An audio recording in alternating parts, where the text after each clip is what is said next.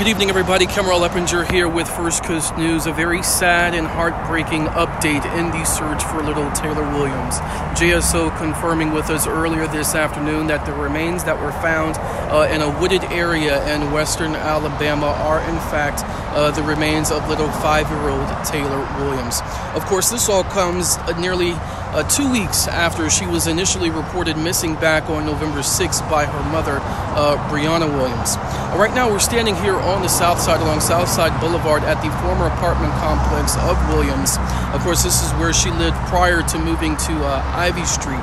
Now, in addition to that update that we received from JSO investigators, also today, federal agents were seen here, federal officials were seen here, back here at the apartment complex. Here are some pictures that we have. I want to show you. You can see we have the NCIS here. We also have JSO, and we also saw at least 2 officials in what appeared to be white hazmat suits. We saw them loading up several items from that apartment and into a marked JSO box truck. In addition to that box truck, we also saw a crime scene unit van also on scene.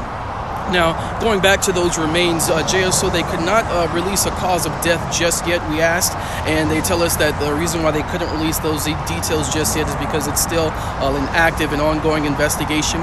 We know that the Amber Alert that was initially put out for little Taylor Williams has since been canceled by the Florida Department of Law Enforcement.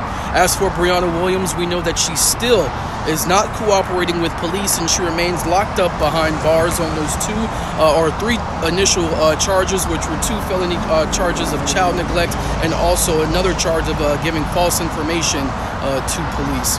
Of course, we're going to have much more on this story throughout the evening on First Coast News at 5:30 and 6, but for now, reporting from the South Side, Cameron Leppinger, First Coast News, on your side.